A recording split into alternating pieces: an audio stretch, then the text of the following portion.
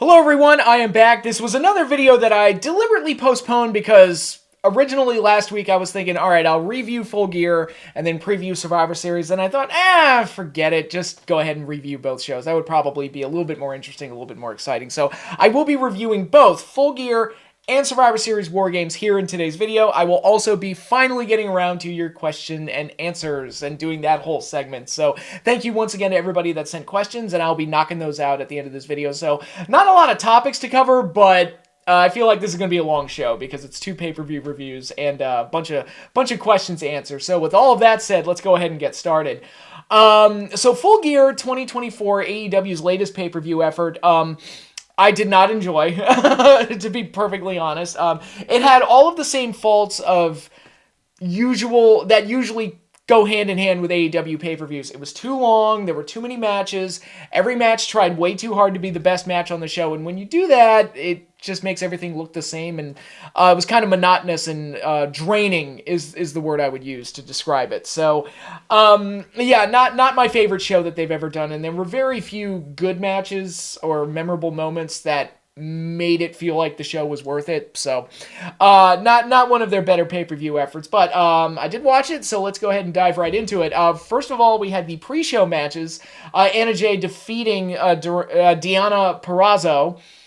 I felt sorry for the girls in this one because they started this match while the crowd was still filing in, so the building looked empty by the time they started their match. I felt like I was watching something from the COVID era or something. It's like, where's the audience? And yeah, they were filing in, and the building got obviously more full as the pre-show progressed. But I was like, man, they really did the girls dirty here because they went out and performed in front of almost nobody. So it looked very, very bad on screen, that's for sure.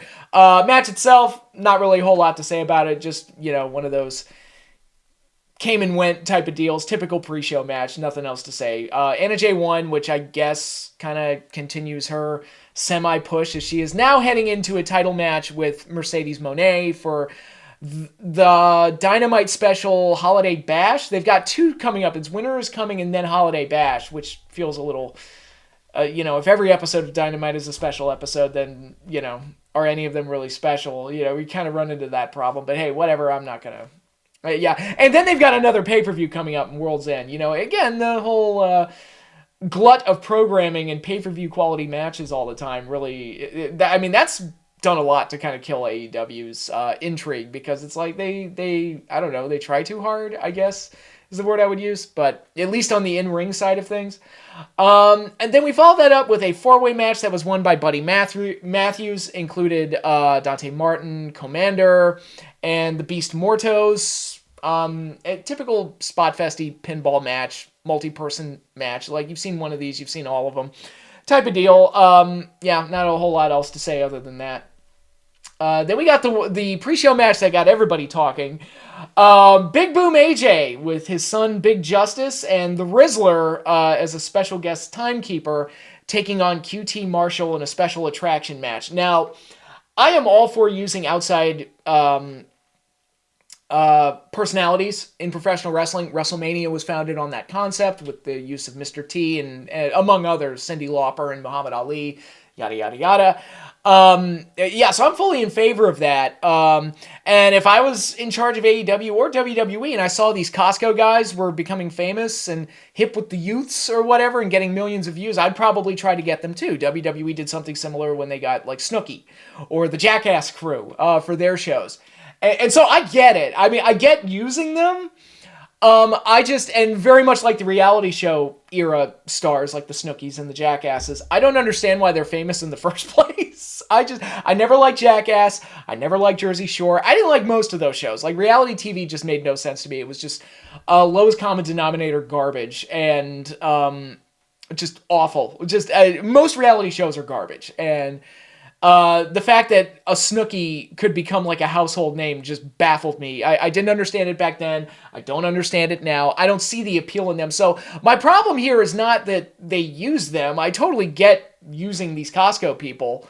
I get it, but the lack of understanding I had towards reality stars, I'm even more out of the loop when it comes to like TikTok stars and things like that. It's like, look, I understand using outside personalities and famous people in wrestling. I fully support that.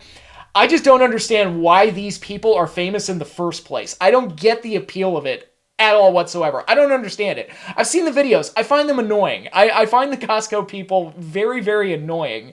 And I don't see... I'm if anybody could explain it to me, please explain it to me, because I just do not see the appeal. I don't see the charm in it. It's just a bunch of, like, people acting like Italian stereotypes going boom. I don't understand it. Yo, we're Costco guys. Double chocolate chunk chip cookies, boom, or whatever. I don't understand it. I don't get it.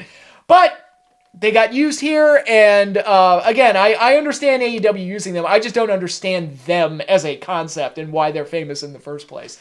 And but as far as this match goes, it actually ended up being one of the more enjoyable matches in the show, because at least, total dog and pony show, total cartoon match, kind of like Sami Zayn and Johnny Knoxville at WrestleMania a couple years back, where it's just a total, like, cartoon, and it's there to, like, get outside eyeballs on the WWE product and get some attention. And True Slayer, I think it was him, made a really good point on Twitter where he said it was brilliant to put them on the pre-show, because as TikTok stars, people are less likely to actually pay to see them, but they'll click on the pre-show thing. And I don't know what the numbers were on this, but it seemed like AEW got a lot of attention from Big Boom AJ and Big Justice and the Rizzler, who was really the most annoying part of the match, because they kept cutting back to him and him doing that stupid face. I'm like, okay, I understand doing it once, maybe twice. You don't need to do it 75 times. It's like the living embodiment. That and the Hawk-Tuah girl. Living embodiment of, say the line, Bart. And that's what TikTok stars are to me. That's what they are. They're just, say the line, Bart. And, yeah, I hope they cash in on their 15 minutes of fame, because this is not going to last. I would hope not, anyway. But anyway, the match itself, the crowd was into it. It was kind of a cartoon match, and it was fun. It's probably the most I've ever enjoyed a QT Marshall match. I'll give it that. Something that could have been a disaster ended up being kind of fun to watch and kind of silly, kind of goofy. But it was one of the more noteworthy things on a show that was way too long and didn't have a lot of noteworthy things. So there you go. Then we went into the show proper. Four-way tag for the World Tag Team Championship. Private Party successfully defending against my boys, the Outrunners, the Kings of the Black Throne, Malachi Black and Brody King, and the Acclaimed. I usually don't like these kind of matches because it's too many bodies flying around and everything else, but I enjoyed this one for two reasons. One, the Outrunners are friggin' great, and I could watch them do anything. I am so on board with the Outrunners. It's ridiculous. I think they're fantastic. And my other thing that I enjoyed about this is that the story and the growing tension between Max Caster and Anthony Bowens of the Acclaimed actually came across in this match, and the crowd got it. And that made the match somewhat enjoyable and more meaningful than it would have been otherwise if it was just bodies flying all over the place. So it felt like something was at least somewhat achieved in this match. It wasn't just a mindless spot fest. So overall, I did enjoy this. Private Party retained, which I personally would have been tempted to give it to the Outrunners, but I'm biased. But the match was fine for what it was, and a solid opener for sure. Then we got MJF taking on Roderick Strong, a match that was okay, I guess. It was okay just to see MJF do his thing more than anything else, but the match wasn't that interesting. MJF won, thank God, but it also continues the storyline with him and Adam Cole that I have lost any and all intrigue in. And for me to lose interest in an MJF feud, that's bad. Like, that is bad. For something that I was so red hot on board with back into the previous summer of 2023 to now where it's like, can we just wrap this up and end it? I'm just so done with this. And now we've got like another little mini tournament to get Adam Cole to the Dynamite Diamond ring. And how many tournaments are going on right now? You got the Women's IC in WWF. You got the Women's US title tournament in WWF, or WWE, sorry. And then you've got the Continental Classic. Boy, oh boy, I'm having fun with that. And the International Women's Cup, which is going to be cross-promotional heading into Wrestling Dynasty in January. And that's going on AEW right now. And then you've got this Dynamite Diamond Ring little mini tournament that they've got going. And it's like, there's too many tournaments going on right now. It's like, I'm not keeping track of all this crap. This is ridiculous. But anyway, Yeah, I don't care for the storyline. The match I was kind of lukewarm towards, and MJF is great, but he's got to have a strong story to support the things that he does, and he just doesn't have that right now. I think this story is about as ice cold as it gets, and I'm just waiting. Can we just wrap this up at World's End? Even if Adam Cole gets the ring and humiliates MJF, it's like, oh, okay, fine. Can we just move on from this and get MJF onto something else that's a little bit more exciting? Then we had the TBS Championship, Mercedes Moné taking on Chris Statlander, successfully defending. I don't like how they've handled Camille at all in any of this. It just feels like, I don't know if her injury was legit, and that's why they kind of quickly took her away from Mercedes. But it's just kind of sad that it's like Camille is somebody I saw a lot of potential in, and it feels like she's already been ruined. But in any case, this match was started off very bad. I thought very slow, plotting, and uninteresting. Then it got good. They kind of found their groove in the latter half, and then it had kind of a flat finish. So I was like, oh, okay. So that's another Mercedes match where I'm kind of like, oh, okay, type of deal on it. So yeah, and part of the problem is that there's two women's champions, which there shouldn't be two women's champions, but yeah, everybody's got too many belts. I'm gonna make that point until the cows come home. But anyway, I think it was it after the next match? I think it was after the Ospreay match. So okay, was the Mariah May segment. So I'll cover it then. But then we got Jay White versus Adam Hangman Page. Very boring match that I feel like I've seen a million times. I've seen this match already. I kind of like the idea of a storyline where somebody just has somebody's number, but I just don't find Jay White that interesting, and it feels like Hangman should be much more important than he is, especially coming out of the cage match with Swerve. And having him lose 2 pay-per-views in a row just makes it feel like he's being demoted for whatever reason. I don't understand it, but hey, it is what it is. Then we got Kyle Fletcher defeating Will Ospreay. Very exciting match. Easily the best match on the show. Kind of hopefully a star maker for Kyle Fletcher. That maybe they can turn him into something moving forward. I was never that intrigued or invested in him, but something like this at least helps in building him into something worth investing in and worth paying attention to. The match itself was great. I really wish they had let the flying tombstone off the apron onto the steel steps be the finish, because that looked absolutely nasty. And I would have been okay with a count-out finish, or at the very least, have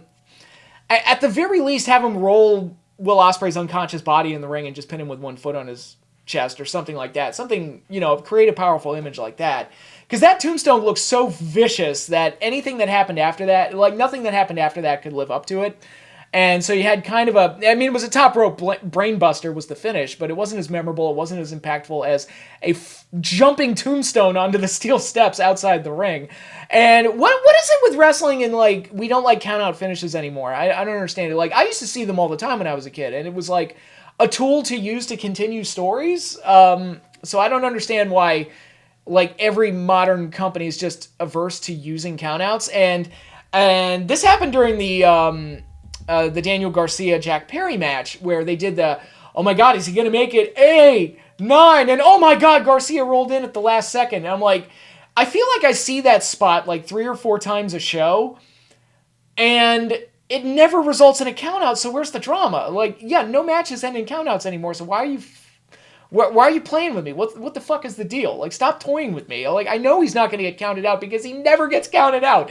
Ever. You have conditioned me to not believe that he is ever going to get counted out, ever, because modern wrestling is just averse to using countouts for some reason. And I don't understand it. I think it's stupid. Because, again, back in my day, you'd have a count-out finish. I think the example I used on Twitter was WrestleMania 3. Hercules and Billy Jack Haynes ended in a double count-out. And then later in the show, when Andre and Hogan went outside the ring, Jesse immediately went, "Oh, don't let this match end in a count-out, Gorilla." And that was it. His fear that the match could end in a count-out, the main event could end in a count-out, felt legitimate to the audience, whether intentionally or not, because we had seen countouts happen earlier on that same show. I was like, oh no, don't do it here, not in Andre Hogan, don't do it here. And that creates more tension and dramatically interesting situations than just never doing countouts and then constantly teasing countouts. It's like, all right, if you never want to do countouts, then don't do that friggin' spot because it's stupid. It's so stupid because you never end the match in a countout. And I don't know, I hate it.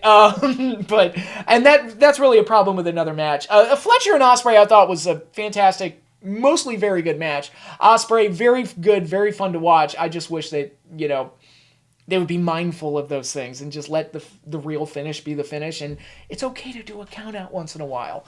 It's okay. Berserker used to win all of his matches by count out. It's fine.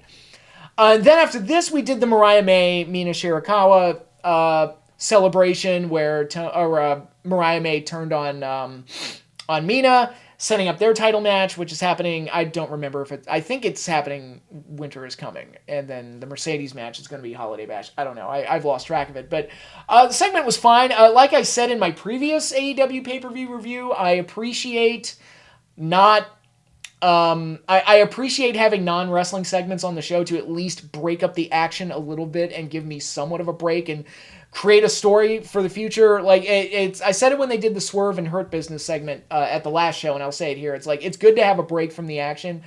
If you're not going to do an intermission, and if you insist on having all of your matches be 15 to 20 to 30 minutes long, then at least give us some kind of a break. So it was nice to get this just for that.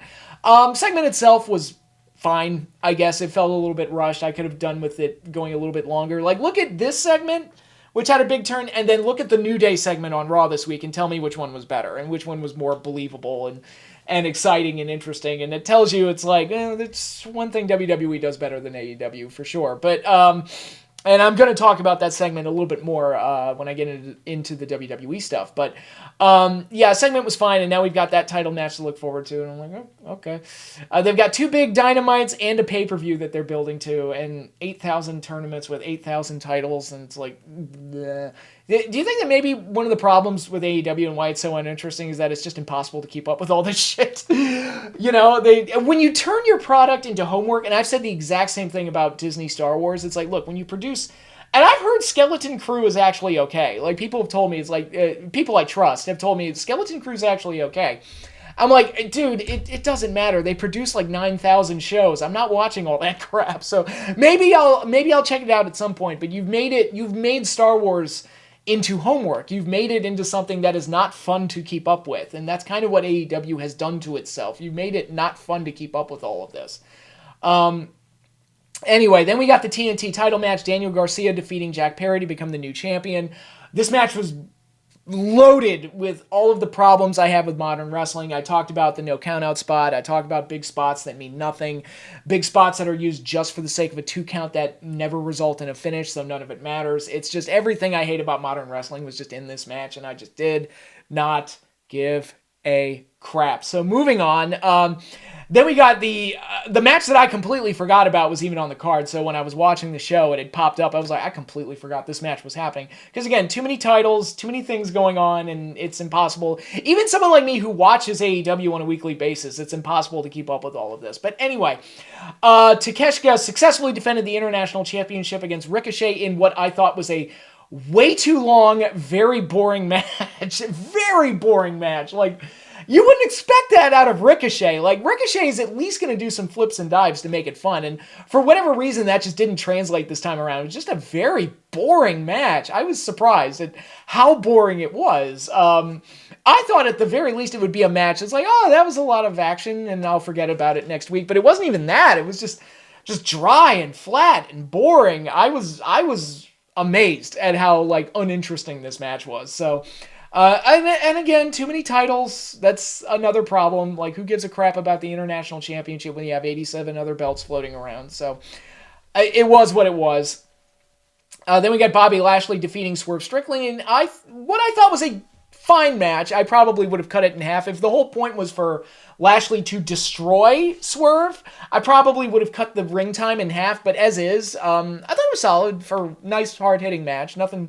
Nothing overly wrong with it, but at this point in the show, I was kind of tired, and I was like, can we please just move this along? And let me look at the match times here. We've got All right, so starting with the four-way tag, we had a 13-minute match, then a 13-minute match, then a 20-minute, 19-minute match with the TBS title, then an almost 20-minute match with White and Hangman, then a 24-minute match with the Osprey Fletcher match, then an 18, almost 20-minute match with the TNT title. And this is just bell to bell time. This isn't counting ring entrances and hype packages and all that other stuff. Takeshita versus Ricochet, 19 minutes, almost 20. Swerve and Bobby was actually one of the shorter matches on the show at 13 minutes and 35 seconds. It was actually one of the shorter matches on the show, which is ridiculous. That is ridiculous. Can we just have like a 5-minute match again? I'm going to keep asking this question until I drop dead. Where is the Hacksaw Jim Duggan match? Where is the comedy filler? We need comedy filler or something, anything, a squash match. Snuka and Undertaker at Mania 7. Just give me something quick and easy that makes somebody look good and kills time without being completely overbearing. Like, can we just do that, please? Because this is too much. Anyways, then we had the main event, another 20-minute match, Moxley taking on Orange Cassidy, which was a nice, violent match that I was kind of okay with up until the post-match where Moxley won, and then they threw 87 bodies out there. I don't know why 87 is the number I always use. I don't know. It's a fun number. But they threw so many bodies out there, and it was so confusing. It looks like it's going to be a 4-way at the next pay-per-view. I don't care. But it was just way too much going on, way too loaded. And this whole storyline with the Death Riders started off with some potential, but is really spinning its wheels now because it's like, look, Moxley said that he hates AEW. I don't know why. Why does he hate what AEW has become? You need to explain that. Also, what does he plan to do? What is the ultimate goal here? Like, nothing is being explained. A lot of us theorized that Shane McMahon was going to get involved and he was going to be the one in, kind of being the greater power to the Death Riders, but they haven't even alluded to anything like some kind of a backer or some kind of, like, what's the goal? What's the motivation here? Like, what is my motivation? I don't know. I don't know anything about what's going on with the Death Riders. They're just another heel stable that beats the crap out of people on a show that has way too many heel stables. You've got this group, the Death Riders, you've got the Hurt Business, you've got the Learning Tree, you've got the Don Callis family. It's a lot of heel stables. It's 4 heel stables on one show alone. And kind of busy, a little overcrowded, and a House of Black, that's another one, so 5.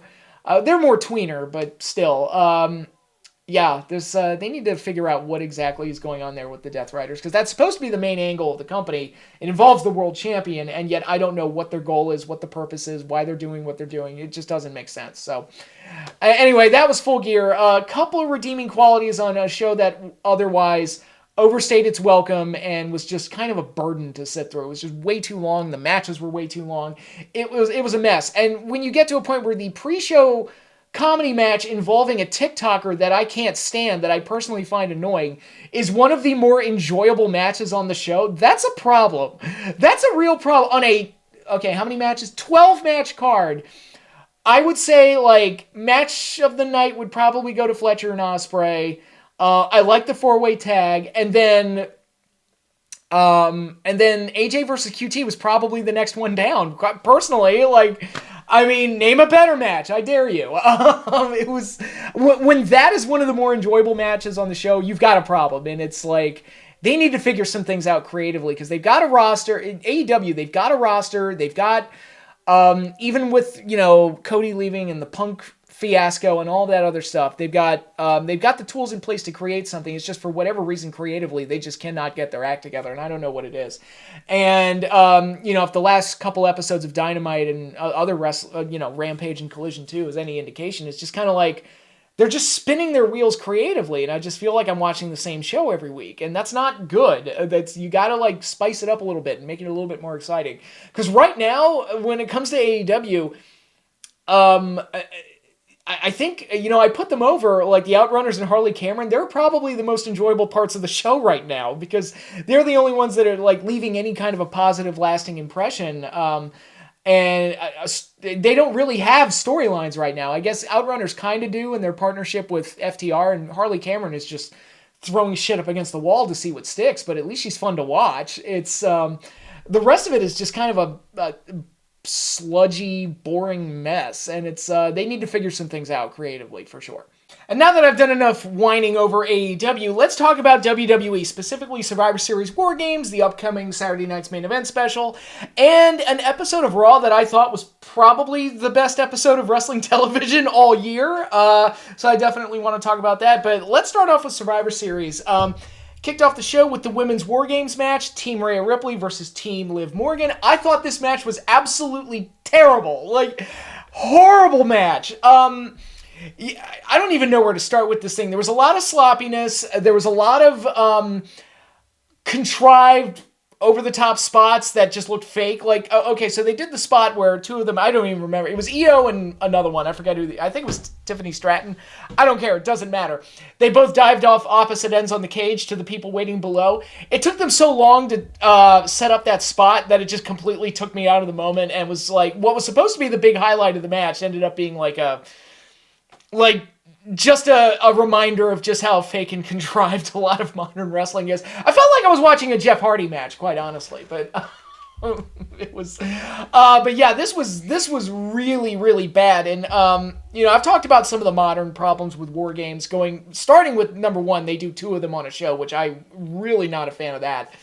I also don't like that there's no blood. I think that takes a lot of the kind of the grittiness away from the match. It's supposed to be a violent spectacle and no blood.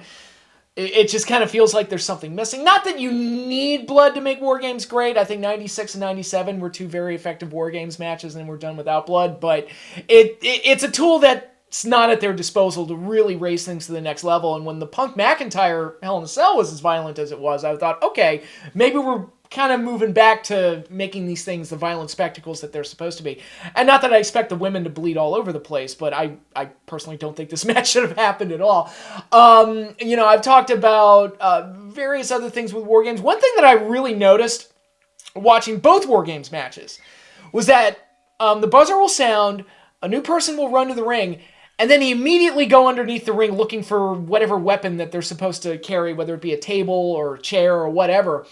And after watching it in two straight War Games matches, I was like, back in my day, in the old War Games matches, if it was the babyface team, they would be sprinting down to the ring because it's like, look, our team is, we're at the disadvantage because typically the faces are at the disadvantage. Not the case in this match, but still, it's whatever. But in the older War Games matches, the faces would sprint down to the ring because they have to get in there to even the odds and help their teammates because they're getting crushed right now. And if on the heel side, they would rush down there to kind of shift the advantage back to them. It's like, all right, we got the man advantage. Faces kind of fought back in this recent period. We can switch things back on our end. And when you have them go underneath the ring looking for weapons, it really cuts into that urgency that you need to get in there to really help your team and make things go well for your team and help out your teammates and all that other stuff. And I think if memory serves me right, the only ones who didn't go underneath the ring looking for a weapon were Jimmy Uso, because his brother was in trouble, so that worked. And Roman, because they locked him out of the cage, and so they had to do the whole bit where he climbed up over the top and all that other stuff. Other than that, I think they all did, if I'm not mistaken. Again, I could be misremembering, but it really cuts into the urgency that these matches and the new entrant is supposed to have when they impact the match. But I thought this match was absolutely dreadful. It was just everything I hate about modern wrestling. I talked about it with Garcia and Perry, but this is another one of those matches that was just everything I hate about modern wrestling just poured into one friggin' match. It was just a stupid weapon brawl that didn't do anything for anybody. Rhea was like kind of the lone bright spot of the match, but everything else. What was up with Nia Jax's hair? She looked like a cast member of Cats. It looked ridiculous. But anyway, Rhea, she got the friggin' Undertaker Phantom Mask. Something like the Undertaker Phantom Mask. So, but yeah, other than that, I thought this match was terrible and just an indicator of everything I hate about modern War Games matches and everything I hate about modern wrestling in general. Just didn't work for me. Didn't work for me, brother. Then we got the U.S. title match with Shinsuke Nakamura, or Undermura, or whatever you want to call him, defeating LA Knight to become the new United States champion. Fairly quick match, which thank God. Short match on a pay-per-view, thank God. It was under 10 minutes, which is anything that goes under 10 minutes I consider a win. But I think the first match was so bad that I was just in the mood for something fairly standard, and that's what this was. It was fairly standard. Nakamura's entrance was kind of cool, and it was nice that they kept the finish what it should have been. Fairly simple and not having to kick out of big moves left and right. And I've talked about this a little bit with the Outrunners, where it's like, oh, they're throwbacks to the 80s, but their matches make more sense than most people's do. LA Knight is the same way, where it's like, oh, he's a throwback to the 90s. I'm like, yeah, and his matches make more sense than most people's matches do. Maybe the old ways were better. I don't know. I'm just throwing that out there. But anyway, this match was fine. Nothing spectacular, but it was fine. And Nakamura getting a fresh coat of paint, wins a belt. Yeah, was generally okay with this. Even though I like Knight, not every title reign needs to be 11 billion years long, so it was nice to see a title change on this show. Next, we got the triple threat for the Intercontinental title, Braun Breaker, Sheamus, and Ludwig Kaiser. Kaiser's one of those guys where I'm just like, I don't see it in him. I've talked about this a lot with some of the AEW talents, but Kaiser's one of those guys where I look at him and I just go, I don't see it. Like, I don't know. I looked at this match and I thought, one of these things is not like the others. One of these things doesn't belong. Anyway, I love Braun Breaker, and I think Sheamus is a guy that complements Breaker's kind of high-impact style, and that's what this match was. It was a nice, hard-hitting, fun match to watch. I generally enjoyed this. This was a good match to watch. My guy went over, which was good. I think Breaker should be the IC champ for the foreseeable future. It was. I'm sorry that Sheamus got legitimately hurt, but other than that, I thought this match was quite enjoyable. Enjoyed this quite a bit. Then we got the World Heavyweight title match, Gunther defeating Damian Priest. I did not enjoy this. I thought the match was kind of a slog. I thought it was way too similar to...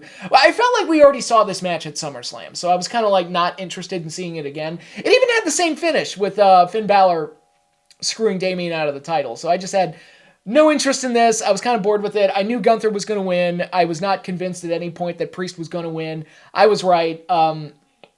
I don't care about the World Heavyweight Championship. I'm not the biggest fan of Damian Priest. There was just a lot of stuff going into this that I just wasn't intrigued by, and it kind of was like, eh.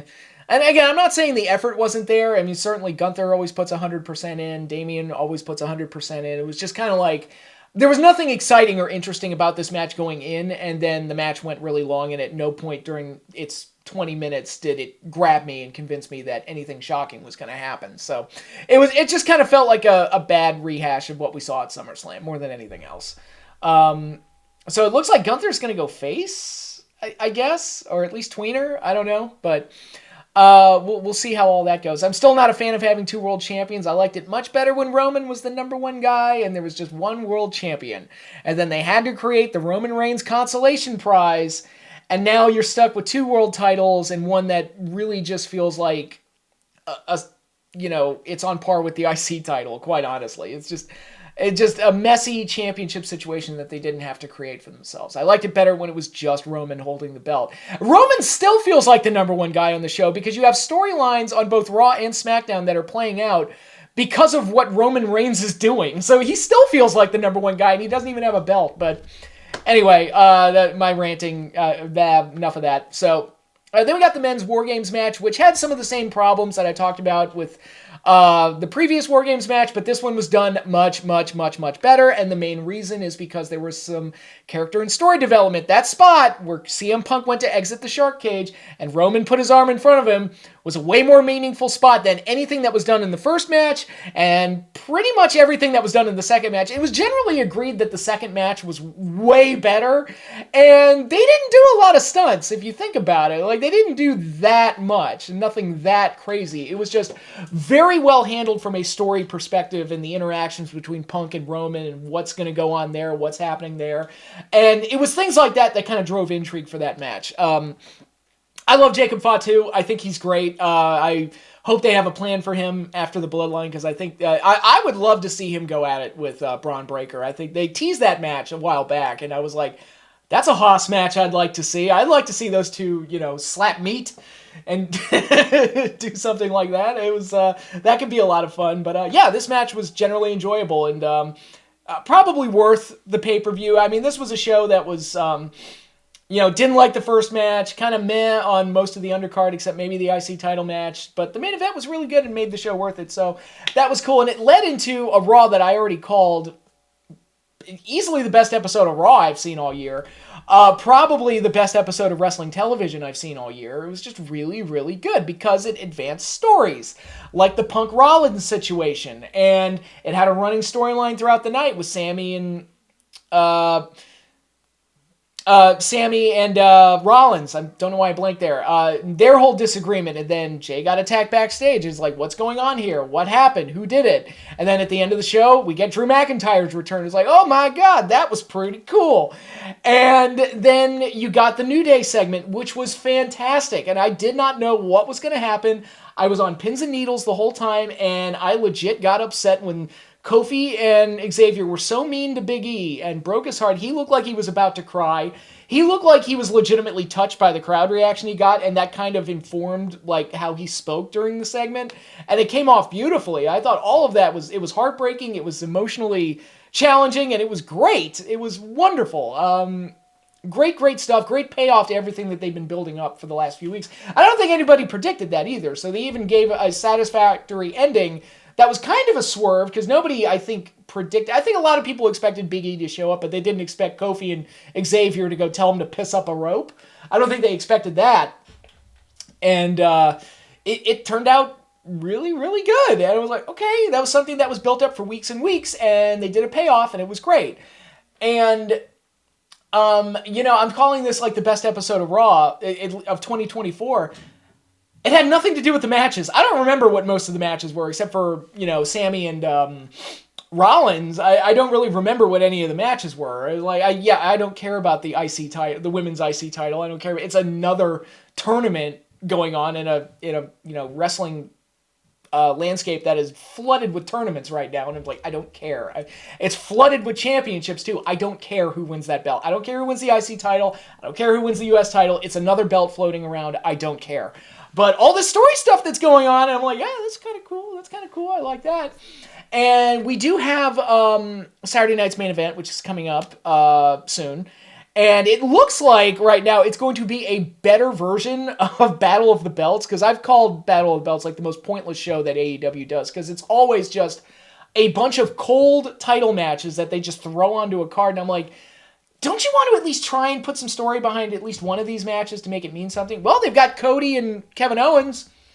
I mean, I legitimately want to see that match, because I would be in favor of a Kevin Owens victory in that, but just to shake things up a little bit. If you want to have Cody win it right back, sure, fine, go do that. But I would be in favor of doing a title change on the Saturday night's main event. I think the first Saturday night's main event will probably be really good, and people will be like, whoa, Saturday night's main event is really good.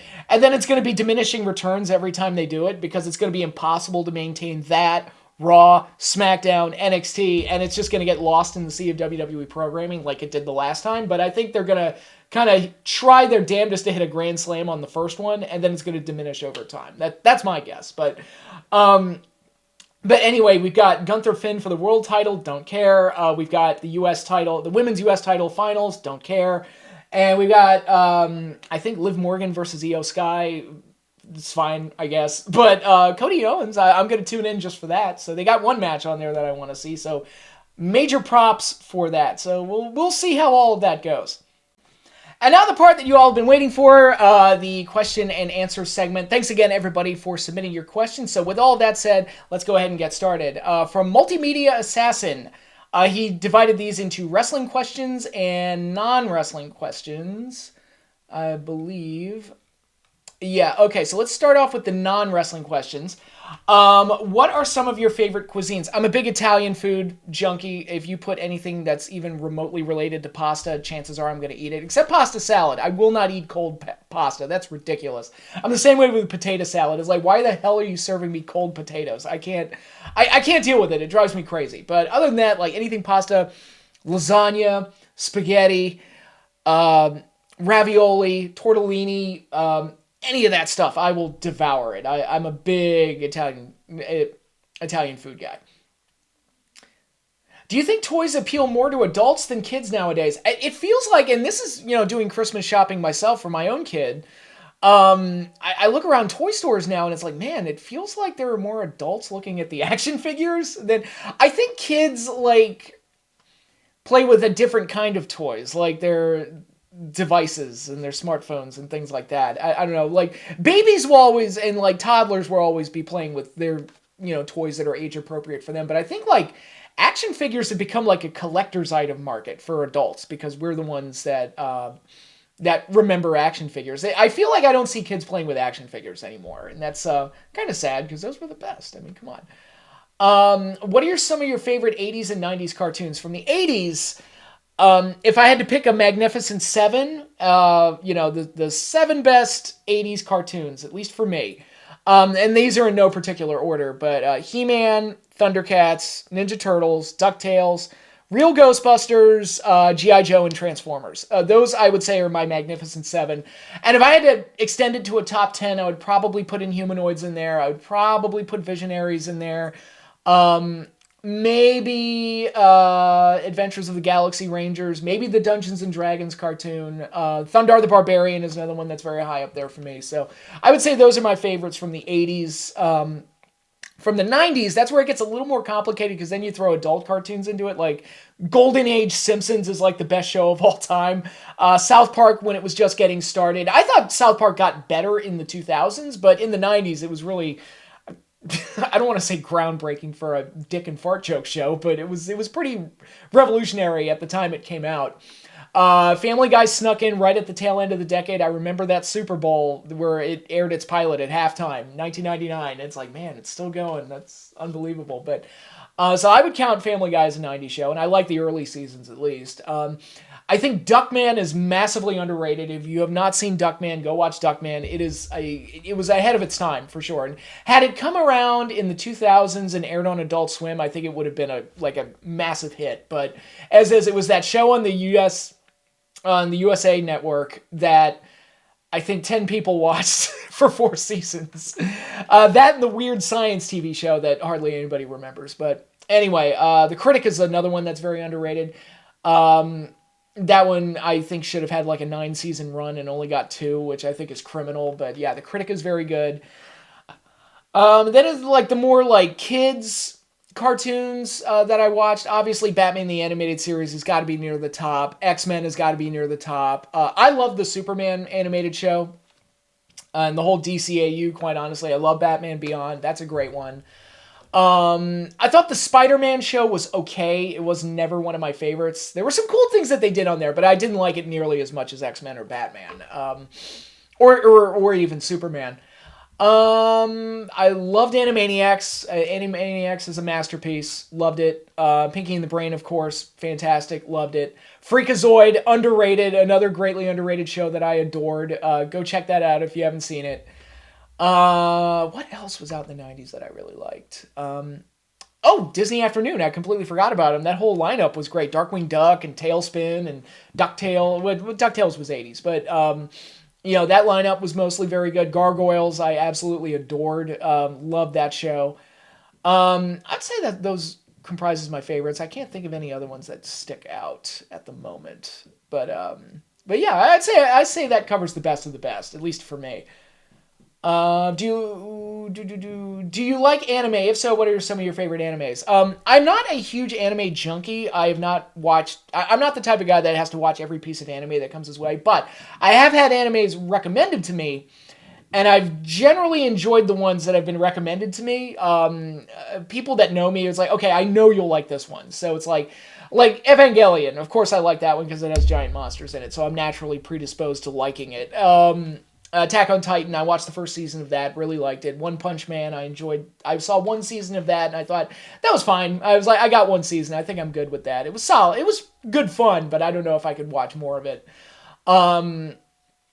What else? Trigun was one that I really liked. Cowboy Bebop, of course, is a fantastic show, I love that.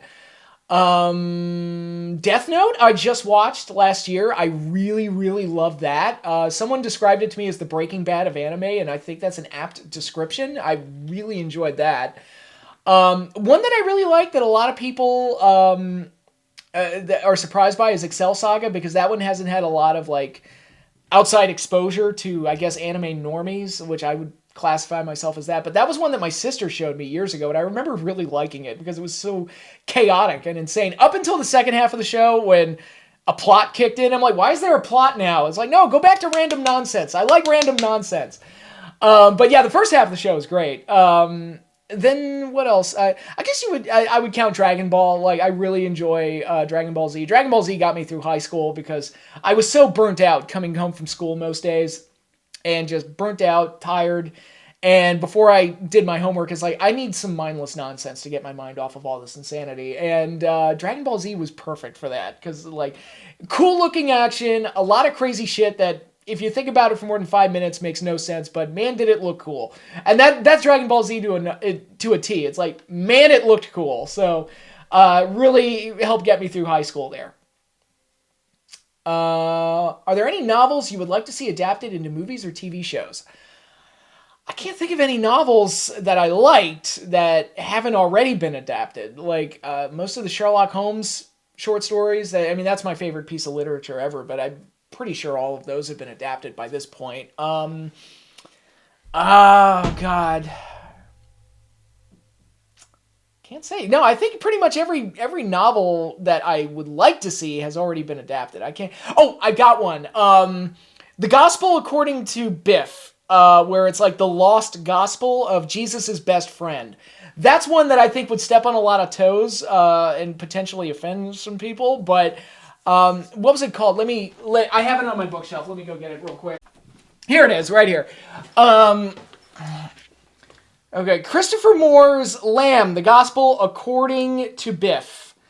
Christ's childhood pal. So basically, it's like Jesus Christ's best friend giving an account of Jesus' life. And I think it was a very interesting, very odd take on the Jesus story. And I think it could be like really funny and charming if it was adapted properly. And so that was one that's one I can think of. Other than that, like most of the novels I've read, whether the adaptations are good or bad, like I think they've all been adapted, quite honestly. The well has run dry, as they say. Okay, with the success of the Super Mario Brothers movie from last year, what are your thoughts and opinions on the possibility of a Nintendo Cinematic Universe? I think the Cinematic Universe concept is starting to die, because Marvel's not as hot as it once was. Deadpool and Wolverine notwithstanding, not as hot as it once was, and it feels like every other attempt at a Cinematic Universe, it fails. I'm sure it's been pitched, and I'm sure with the success of the Mario Brothers movie, Nintendo is feeling a little bit more daring. It's like, oh, let's do Legend of Zelda, let's do Metroid, let's do Star Fox. Which I wouldn't mind seeing those. Doing a universe, like a cinematic universe. Well, I guess the goal would be to do Super Smash Brothers at the end, right? That would be the one that would make the most sense. I'm kind of done with crossovers and cinematic universes. It's like, just focus on making good standalone movies. I thought the Super Mario Brothers movie was okay. But it was also like the safest movie I think I've ever seen in my entire life, where they did not try to rock the boat at all. It looked great. Like, it's very nice looking. And it has a lot of nostalgia to keep, be an audience pleaser is the way I would describe it. And kids would flock to that like crack. So I wasn't surprised that it was a success, but it was also like the safest movie I think I've ever seen in my entire life. And they made, billions of dollars. So, good on them. But yeah, I'd like to see something, I wouldn't mind seeing a Legend of Zelda treatment. I wouldn't mind seeing a Metroid or Star Fox or things like that, but I would like to see a little bit more, something a little bit more daring than the Mario Brothers film was, which was very much like just a really nice looking kids film that didn't really try all that hard in other areas. But, again, I'm sure Nintendo's already pitched a lot of ideas for movies after the success of that one. So, I wish them all the best. Here's hoping it goes well. All right, wrestling questions. Have you heard of the wrestling YouTuber named Solo Monster? I've heard of him. I have not watched any of his stuff. I've been a little busy, but I'll be sure to check it out soon. What wrestlers do you consider underrated and overrated? I think Luger in the eyes of the fans, like Lex Luger doesn't get nearly enough credit for being as good as he was. I've talked about that a lot. I think he's severely underrated. I enjoyed watching Lex Luger, especially on a rewatch when I went back and revisited him. I thought he was great. Overrated? I guess like the Jinder Mahals and the Evils, like the guys who got a world title, and I'm just sitting there like baffled. Like, how did that happen? Why was this allowed to happen? I've talked about Evil a lot, where it's like, of all the guys to hold the IWGP title, why him? I don't get it. And Jinder Mahal was one where it was like, why is he a world champion? I don't get it. So, overrated by WWE. Now, overrated in the eye of the fan, I don't know. Like, is there anybody that's like overrated by fans? I'm trying to think. I don't know. There's always those guys, those internet darlings, like the Austin Aries. Like, people always tried to convince me that Austin Aries was like the greatest thing since sliced bread, and he had his great runs, especially the run he had in TNA. But I didn't see him as like the best of the best, and there's been a few guys that were like internet favorites that I felt that way about. Kidman was one. I didn't see it in Kidman beyond Cruiserweight champion. I was like, yeah, he's fine, but he's a cruiserweight. Like, and they wanted him to like, be winning world titles from Hulk Hogan. I'm like, I don't see it. I don't see it. And not even to protect Hogan. It's just like, oh, he's gonna main event pay-per-view. I can name like 20 guys on WCW's roster that deserve the push more than Kidman, quite honestly. But yeah. So I hope that answered your question. How many championships should a promotion have? I don't have a set number, but it should be proportional to the size of your roster. So like WCW's roster, which was absolutely massive, I felt like they had enough for a world title, a second tier title, and a third tier title with a cruiserweight title and tag titles as kind of the specialty divisions. And I thought that was fine. I don't feel like there were too many belts in that scenario. So for AEW's current situation and their roster and the way things are looking right now, I think they need to severely reduce the number of titles, at least cut it in half. Like, separate Ring of Honor into its own thing, so to where it's not interfering with anything that's going on the main AEW product. And I would say world title, one mid-card title, a women's title, tag titles, and I think that's all they need, quite honestly. And maybe one other like specialty belt. They want to do a hardcore division or something like that. But I don't know. Like, generally speaking, like, they need to severely reduce the number of championships over there. In WWE, it's like everything has to have a Raw version and a SmackDown version. Everything has to have a men's version and a women's version. I'm like, no, you don't. No, you don't. You can cut those down. Like, there should be one world champion, one set of tag champions, one women's champion, and then maybe, on Raw and SmackDown, like a Raw champion, which would be the IC title, and a SmackDown champion, which would be the US title. And it should be like, I don't know why they feel obsessed with having so many friggin' belts. And having that symmetry of, like, we need a Raw version of everything, we need a SmackDown version of everything, we need a men's version of everything, and a women's version of everything. And I'm like, no, you do not. Please stop it. So, the number of titles needs to be severely, severely reduced. Across the board. So to answer your question, I don't have a set number, but I feel like it should be, I know when there's too much, and both AEW and WWE have way too much. Way, way, way too much. What do you think of Japanese wrestling? At times I've really enjoyed it. I think right now they're in kind of a cold spell to where there's not a whole lot going over there that's really that interesting. I think they've probably, kind of influenced our wrestling a little too much to where they have that you got to go balls to the walls every single match, every single show, and I think that's a little exhausting, and it's hard to kind of maintain intrigue when you do that, in my opinion. And I think that kind of Japanese influence has kind of infected American wrestling a little too much. But there have been some great, great things, great talents that have come out of Japanese wrestling, and I have a great respect for it. It's just right now, it's just not that exciting or really doing anything for me. Despite being violent, would you say ECW was more of a safer place to work compared to CCW or GCW? I don't know. ECW did a lot of dumb shit, especially with the balcony dives and things like that. And they kind of influenced CCW and GCW because that was when the hardcore stuff is like, oh, how can we top this? And that whole mindset of what psychotic thing can we do next? And that influenced the companies like CCW, GCW, and even some of the stuff that you've seen in WWE and AEW, like those type of things where it's like, hey, let's do something really reckless and stupid. That's how you get like Shane McMahon getting overhead belly to belly. First of all, like I'm thinking of that spot and it's like, okay, if I'm Shane and or Kurt, at no point one of them thought, wait, you want me to flip you upside down through glass? Wouldn't it make more sense to have you wouldn't it make more sense to not flip you upside down and just kind of make it more of a clean bump? And shouldn't we gimmick the glass a little bit better? Like that was a spot that was like, I don't know what the heck they were thinking when they were mapping that one out. But that kind of influence where it's like, we have to keep topping it. We have to do something crazy always, always, always.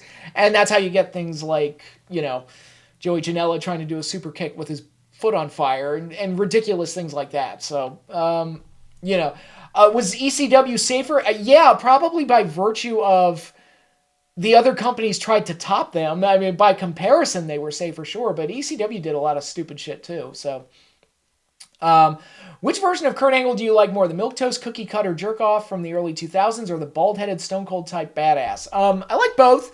I thought Angle played the insincere babyface to a T, and everything with the three eyes and all that stuff I thought was fantastic. Kurt played that role really, really well, but when they toughened him up and made him more serious and really enhanced like his wrestling abilities, I thought him as like this unbeatable wrestling machine really worked as well. So it's hard to say which one I liked more. I don't know. I really enjoyed both, quite honestly. I think the insincere babyface made him stand out more, especially in the Attitude Era when everybody was trying to be a badass. I think that made Kurt stand out a little bit more. But I also think that like you got to see how good Kurt really was when he went more into like the unstoppable wrestling machine route. So it's like 6 in one, half a dozen in the other. I had to pick probably like badass Kurt a little bit more, but both were great. Have you heard rumors that apparently around 2011, 2012, John Cena actually did want to turn heel, and supposedly his new catchphrase would have been "Fear Thy Name"? I mean, there have been rumors of a John Cena heel turn floating around forever.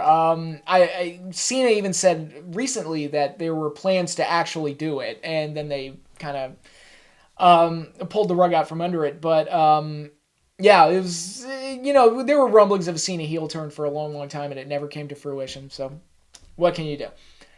Did you also hear about the absurd rumors about the same time that WWE was considering bringing back the NWO with Punk as its leader? I never heard that one. That's a new one.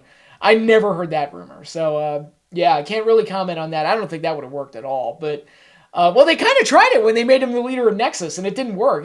People forget, when he did that Money in the Bank 2011 match, he was still the leader of the Nexus. And people, by that point were forgetting that the Nexus even existed. It was kind of weird. They still had him labeled as a member and the leader of the new Nexus. And I don't think the group was appearing on TV at all at that point. But in any case, next set of questions from Asia Extreme Infinity. What are some of your favorite wrestling theme songs? Ric Flair's is up there. DX is up there. NWO, the classic NWO. And the Wolfpack theme, also excellent. Stone Cold's is up there. For its recognizability, Hulk Hogan's Real American. Also Voodoo Child, also great. Demolition's theme I love. Most of the time when they use a real song like War Machine or Pantera's Walk or things like that, those are all great too most of the time. ECW, using Enter Sandman is just perfect. Yeah, so a lot of those are great. I always like Bret Hart's theme a lot. Edge always had some really good theme songs. Brock's is very distinct and very good.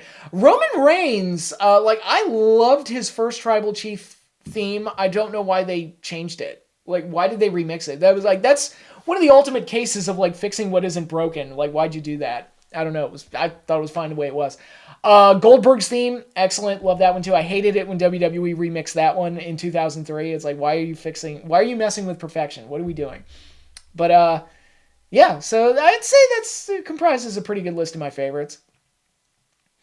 Why are wrestling fans so fickle and finicky nowadays? Because everybody has a voice due to social media and the internet, and the only way to sound smart is to be negative. And that's really what fuels a lot of it. Now, granted, I myself can be very negative and nitpicky sometimes, but I also, I try to be fair and nice when something I like happens, and just because I want to push the wrestling companies in the right direction. It's I want to make sure I give credit where credit is due, and make sure that, people that the good things are definitely called out. But also, I think part of it is that wrestling was so bad for so long, like where like WWE was the only major game in town. TNA fell off a cliff. WCW was dead for 20 years, and then Ring of Honor was dying, and then WWE was just terrible. And it was like, well, how can you not become jaded as a wrestling fan with that? It was pretty bad. So AEW in a weird way, like, kind of saved wrestling because it kind of gave us something to talk about again, and it was good for a while, and then I don't know what happened. Which is more hated, TNA from 2010 to 2013 or AEW now? It's the same story. It's the same story. You're always going to have those fans that like WWE no matter what, and those fans that hate WWE no matter what, and are in the camp of the opposing company just because it's not WWE. It was there during the Monday Night Wars as well. Like, there were some people that strongly defended WCW the last year. I don't know why. I don't know how, but they did. Just because it wasn't WWE and they hated Vince, they hated WWE. So, I mean, that's a story that goes back decades now at this point. It'll always be there. Which is the worst era of wrestling tribalism? WWE fans versus TNA fans or WWE fans versus AEW fans? Again, it's the same story, just being retold. It'll always be there. If AEW died tomorrow and a new wrestling company started off, it would start all over again. That's just how it is. Hypothetically, if both TNA and AEW went out of business, which one would be missed more? I think at this point AEW, because TNA is kind of they got a bit of a boost from the NXT, relationship, but TNA's been irrelevant. And let's be honest, and I'm somebody who has some fond memories of watching TNA, they've been irrelevant for a long, long, long, long time. And AEW is clearly the number 2 wrestling promotion. Warts aside, they're the number 2 wrestling promotion, and with programming all over the week. So if they went away tomorrow, like, the void would be much, much bigger from AEW, just from the sheer content that they produce. But, yeah. Should Tony Khan just make ROH into its own developmental territory for AEW instead of running it as a separate company or whatever he's trying to do with it? Whatever he does with it should be run as a separate entity, because whenever ROH stuff spills into AEW, it just makes the show more bloated and harder to follow. And it's like, treating it as a developmental, I think, would be a good solution. But I don't want to see ROH belts on AEW programming ever again. It makes it too messy. If by some miracle Tony Khan was removed from creative power and control, who would you replace him with as head booker of AEW? I have no earthly idea. Who's there in AEW right now that has some good ideas and has a vision? You would have to find somebody that has good ideas and has a vision. My previous video, I proposed Russo as a potential option, so I don't know. Eric Bischoff, who's constantly talking bad about them, would he take over for AEW if given the opportunity? I have no idea. But Paul Heyman, no, he's not going anywhere. His spot is safe in WWE. But I don't know. Vince McMahon, I don't know. Shane McMahon, I don't know. Why do you think Vince McMahon did everything to sabotage Bray Wyatt's career? I don't think he did. Here's the thing. I don't think he was intending to sabotage Bray's career. I really thought he was like, I'll put him with Undertaker. It'll put him over. And, of course, having Undertaker beat Bray like 900 times, he didn't see that was hurting Bray in the long run and all those decisions he made. I don't think he did it with the intent on sabotaging Bray. I legitimately don't think Vince knows what he did. He thought simply putting Bray in the ring with all these legends would make him look good, when in the end, when he's losing to all of them, it just made him look really bad. But again, as I've said before, it just speaks to Bray Wyatt's talent that he was able to leave an impression on wrestling fans despite all of the bad booking working against him. So, from your own observations, when did wrestling fans start realizing how much Dave Meltzer ruined the industry with his hot takes on wrestling? Well, I was never a Meltzer guy. I was... not that I hated him, I just never bought into, I never drank his Kool-Aid, and that goes back to the 90s. But now I think it's I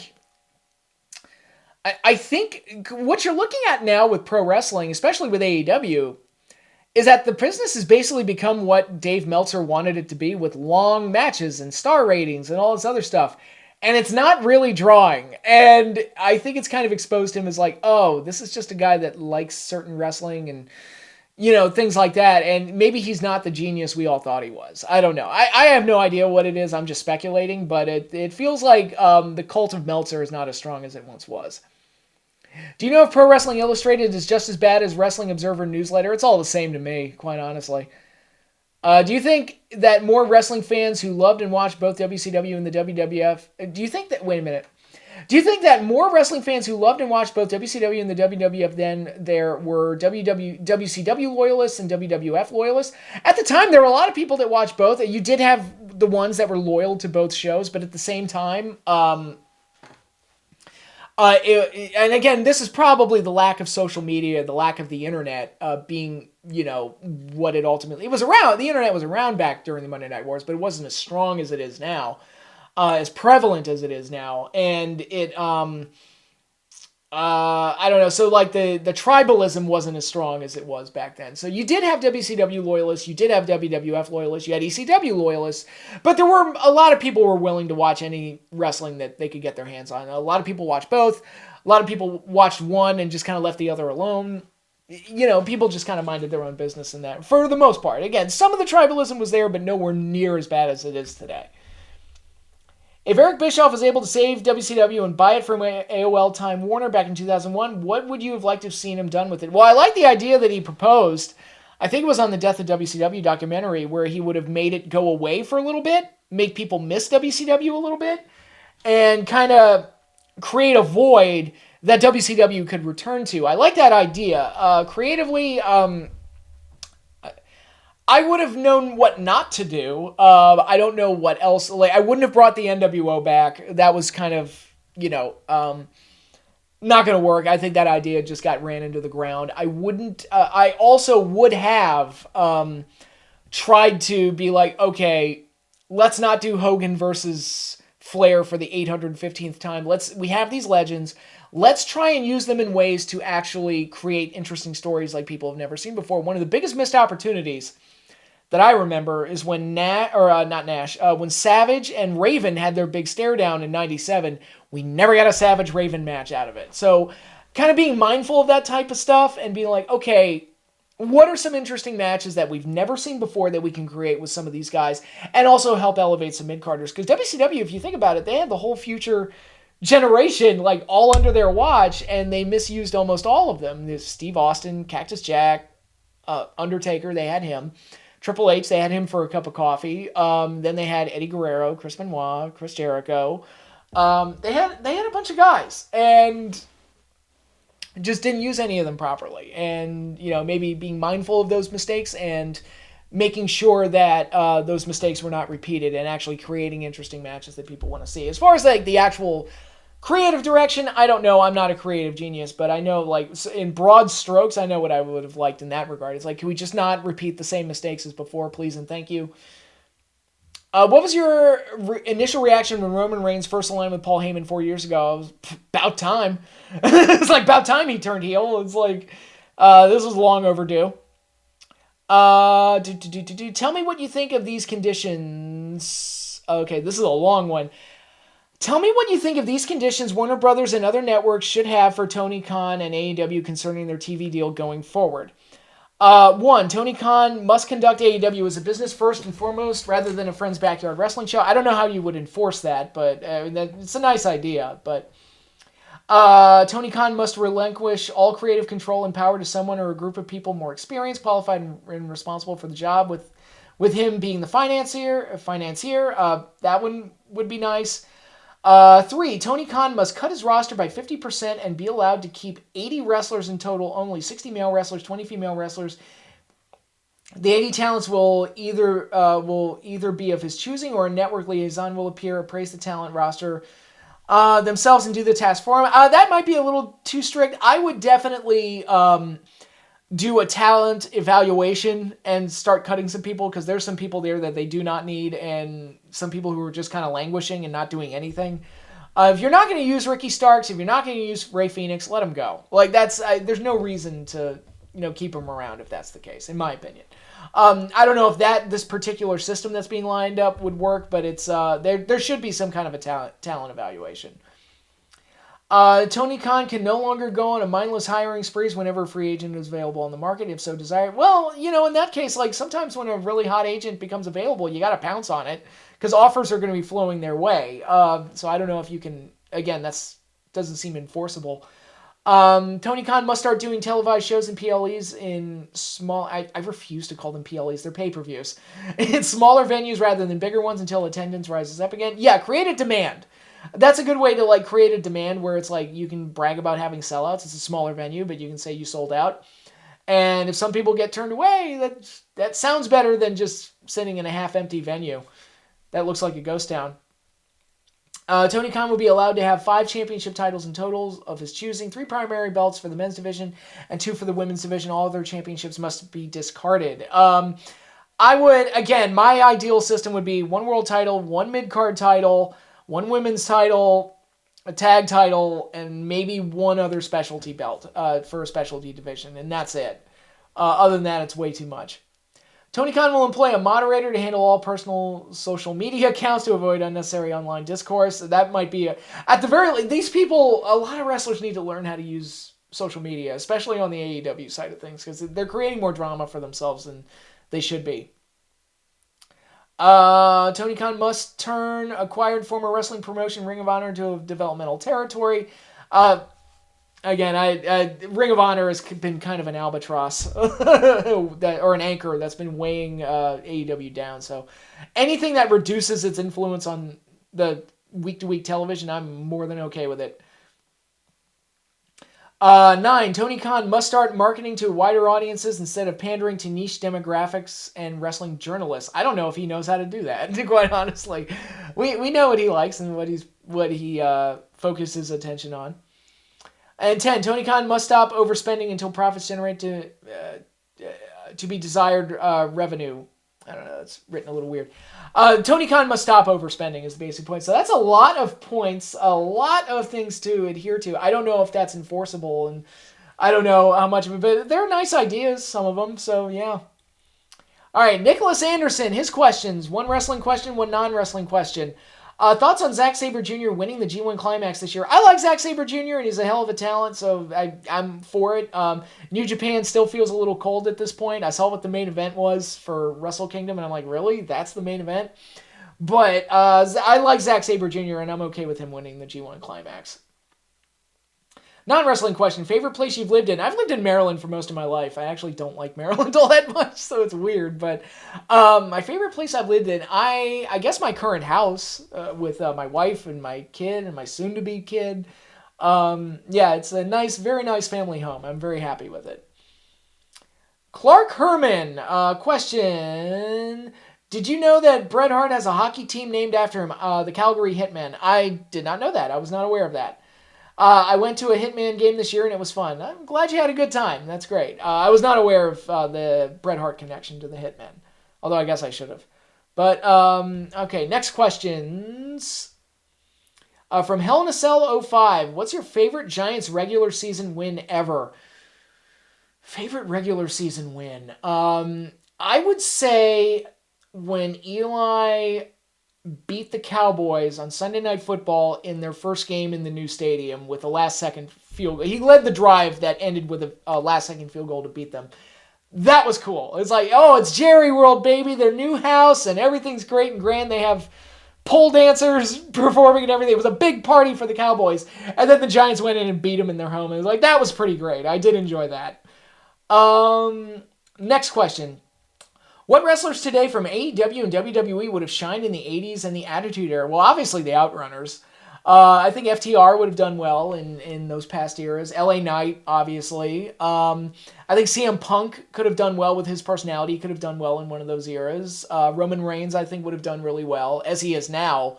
I think Cody would have done well. I think Kevin Owens probably would have done well. So that's a handful of guys, I think, would have found a place in those older eras, for sure.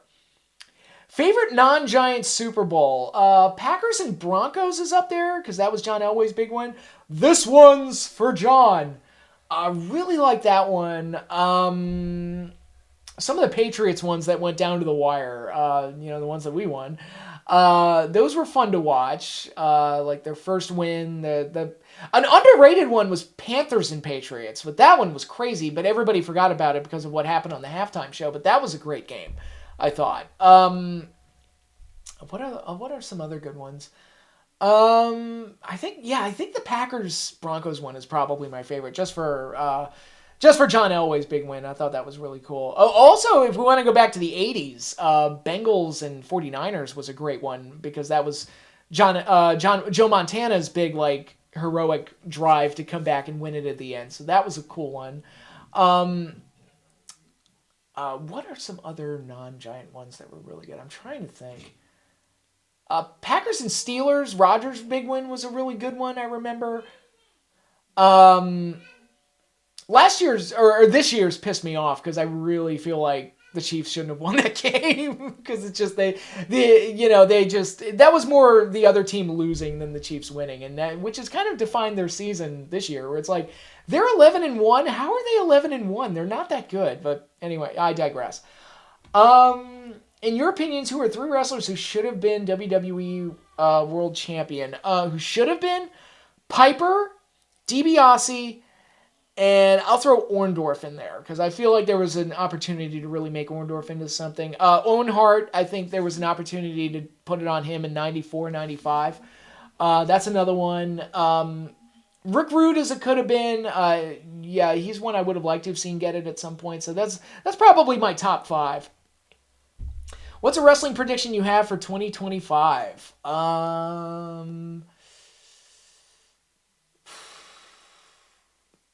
The Rock will have a match at WrestleMania. That's a pretty safe prediction. I think we all kind of figured that is definitely going to happen. What's your favorite Giants regular season win ever? I think I already answered that question. So we'll go ahead. I will say my favorite postseason win that's non-Super Bowl is beating Dallas in 2008. That was for the 2007 season. That was pretty cool. That was we could have not won the Super Bowl that year, and I would have been happy with that season just because that happened. Final question. What were your thoughts when they originally drafted Daniel Jones? I was like, well, let's see how it goes. I saw how it went. It wasn't great. I'm glad he got benched. We still suck, but it's like that. We needed to get that anchor off of us and just move on to a new direction. So, Daniel Jones was a failed experiment, to say the least. Okay. Final question. The final question from Negative Negaduck. I love that name. Were you surprised by the 2024 presidential election results? Absolutely friggin' not. And this is coming from an independent who hates Republicans and really, really hates Democrats, and I just kind of observe the insanity from outside, because no third party is ever going to win in this country, even though both parties deserve to crash and burn. And I'm also a believer of, like, the uniparty and that whole thing where they work together. They secretly work together and conspire to enrich themselves and screw us over in the process. So I hate both sides. That said, and granted, I mean, Donald Trump is such an X factor that it's hard to predict, and he's such an irregularity in the election process that it's hard to predict. But I looked at everything that was happening in the months leading up to the election. Well, even before that, like, the Biden presidency, the Biden administration was such a shit show.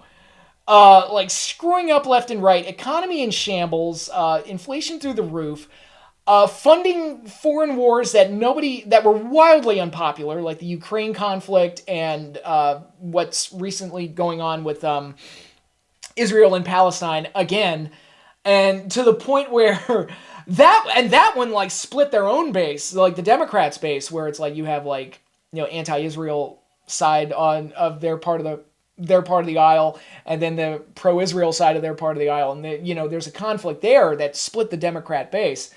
There was a lot of things going on in this administration. The fiasco in Afghanistan, the unpopularity surrounding the COVID vaccine and all the mandates and everything that resulted from that, and that whole fiasco. There was a lot of... This administration was a complete shit show. It was actually, like...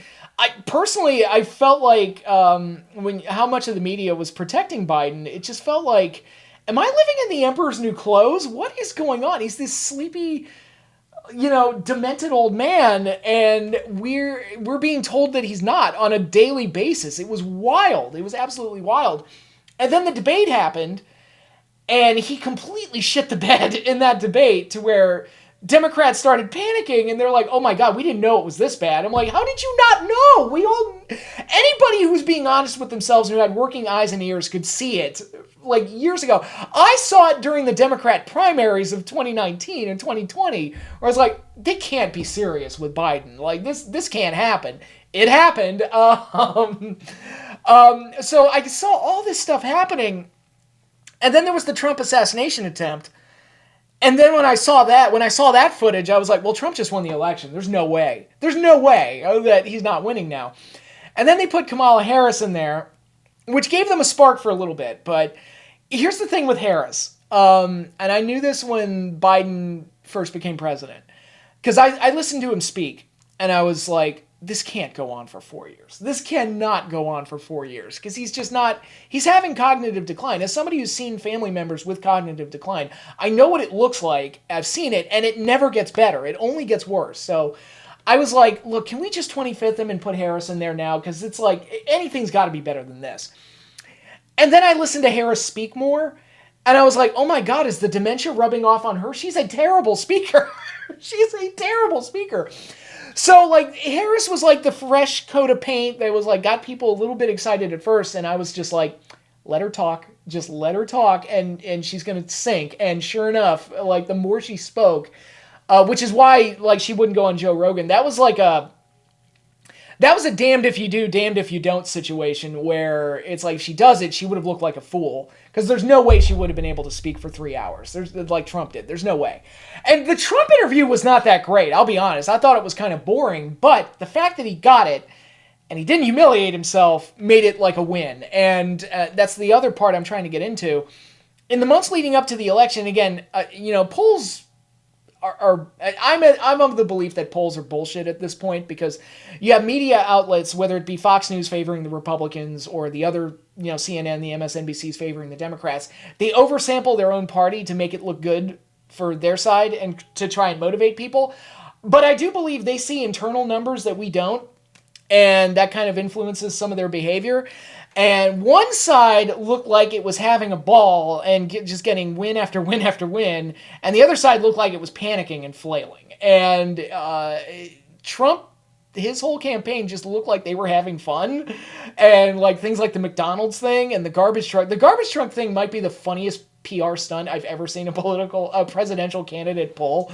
It was hilarious. He took a comment from Joe Biden, which I'll get into that in a minute, and turned it into like this hilarious PR stunt. That was like, okay, that was kind of funny. But it just looked like one side was having fun. One side looked like it was having a ball and just getting win after win after win. And a lot of the usual tactics against Trump, like calling him Hitler, I was kind of waiting for a big October surprise, and they didn't have anything. Like the pussy tape from 2016, which didn't work, but I thought there was going to be some kind of big bombshell, and they had nothing. They had nothing but calling him Hitler again. It's like, okay, that doesn't really work now when your administration has been a complete disaster for 4 years, and Trump was already president, and he really wasn't Hitler. So it's like, you can't like use that same rhetoric again and expect it to work. Great. Like if things were going great for 4 years, yeah, but they weren't. So I think people were like, even some people who thought maybe he is Hitler, it's like, oh, it's got to be better than this, because it's like I can't stress how much this administration just screwed up on a nearly daily basis. It was actually kind of remarkable.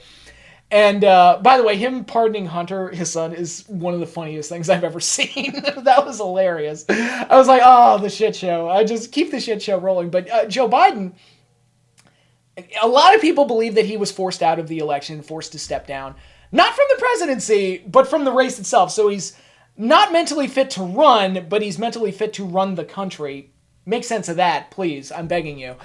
But anyway, a lot of people speculated that he was forced out by his own party and the deep state and whatever you want to call it, the lizard people or whatever. I wish our country was run by lizard people. That would at least be cool. But this is they're just run by rich assholes who rig the system to enrich themselves. And the sooner we all realize that, I think the better off we'll be. But in any case, I don't think he wanted to. I don't think his family wanted him to step down. And so, I kind of buy into the idea that he was sabotaging Kamala's campaign.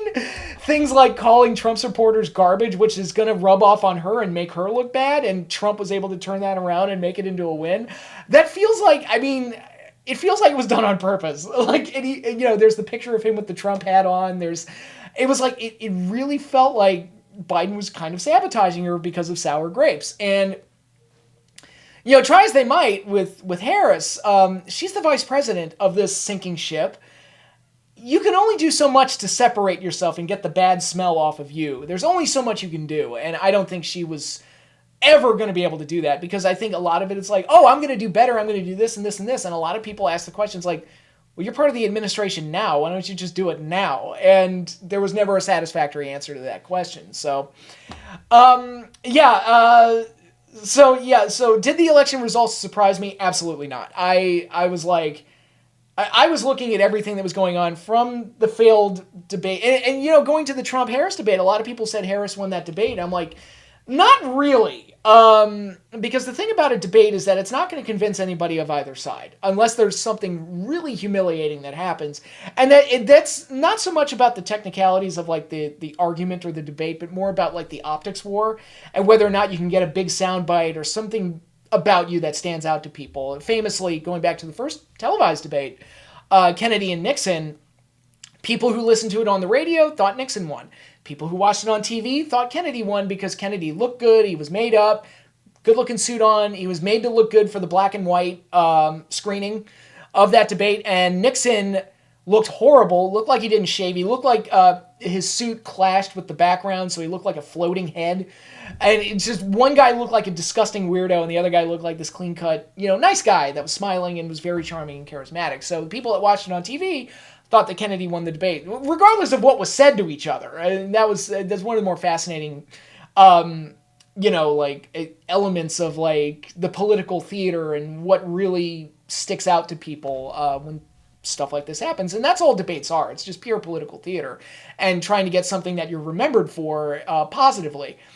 I don't remember one thing that Harris said during that debate. But I do remember they're eating the dogs. I remember that, which got memed into holy hell. And it just kind of felt like Trump got all the attention from that debate. So it's like, did she win? Did she? Are you sure? Because I don't remember one thing that she said. So, so there was that. So, this whole election was kind of a shit show for the Democrats. And if they had won, I would have been shocked. I would have been absolutely shocked, because I'm like, how do you run a campaign as horrible following an incumbent administration that's been as horrible as this? Like, how do you win under those circumstances? I don't understand. Like, it would be baffling to me. But then again, like, it would be kind of like if 8 years of Bush, who I would have said W. Bush was the worst president, worst administration of all time until Biden. It would have been like if in 2008, McCain won over Obama after 8 years of Bush. I would have been like, really? Really? Okay. Because, because it has nothing to do with the issues. Just look, we're sick of the Republicans after all the endless wars and all that crap. And Obama, and like I said with Kennedy, take issues and put him outside for a minute. Like, he was a very charming, well-spoken guy, and that was something that was appealing and charming to people. There was a lot of things going right. So a lot of things going wrong for the Republicans, a lot of things going right for the Democrats. And so if the election had turned out Obama loses, I would have been like, what? Okay. Like, I knew Obama was going to win that election like a month before it happened. It was just obvious. I called it when he won the Senate seat in 2004. I was like, there's your next president, that guy. I called it as soon as that. So, reversal of fortunes for both parties. This time around, I was like, the Trump campaign looks like it's having a ball, and the other one looks like they are falling apart. Also, the other thing that I noticed, because there's always been the phenomenon of the secret Trump voter, where it's like the people who don't want to admit that they vote for Trump. When when they're in front of the ballot box, they go in and they vote for Trump just to avoid getting canceled and whatever else, whatever phenomenon you want to talk about. I noticed that a lot more people were more willing to say, hey, you know what, screw you, I'm supporting Trump. And some of them were like Hulk Hogan, like Nick Bosa, like Elon Musk, and people who are known. And I think with that happening, you saw like an influx of more and more people who are just willing to be like, you can actually speak out and say I'm a Trump supporter at this point, which is a lot of people felt like they couldn't do. And I know them in my personal life. Like a lot of people, I had one guy come out, he like came out to me. It was almost like, I'd make it sound like he's coming out of the closet and telling me he's gay. He came out to me and talked to me. It's like, look, I'm a Trump supporter. And I'm like, okay. And he was like, I'm telling you because I feel like you're the only one who won't scream my head off or report me to HR or something like that. And I'm like, no, I'm not. I'm just here to do my work. Like, I don't really care about that stuff. And I don't believe that all Democrats are bad people. I don't believe, let me put it this way. I don't believe that all Republicans or all Democrats are bad people. I do believe that a lot of the politicians are bad people. Most of them are. And we just need to get to a point where everybody realizes that and just, do with that as we will. Because I'm like, there are some times where I look at what our elected officials do. Like, number one, like how Chuck Schumer, Nancy Pelosi, Mitch McConnell, Lindsey Graham, how do these people keep getting elected? Like, what, how and why? And I look at the shit that our government does day after day, year after year, and I'm like, dude, the French Revolution started over less shit than this. Like, what are we doing? I'm not advocating for guillotines. I'm just saying we let a lot of stuff slide, and maybe we shouldn't. But I don't know. But yeah, so I typically don't judge the voters. I judge the people who are in charge and the media who are like pushing insane propaganda. But to answer your very simple question, no, I was not surprised by the 2024 election results. Not surprised at all. So that is all I have for you in this video. Hour and a half long, over that. Sorry for going long, but like I said, I crammed a lot into this video. So that is all I have for you now. Thanks again, everybody, for watching. If you want to submit questions for a Q&A video in the future, email them to the email address in the description down below. And also be on the lookout for new videos from me. Be sure to hit the little bell icon and to like and subscribe so you get notified when I post new videos. But that is all I have for you now. Thanks again, everybody, for watching, and I'll see you all later.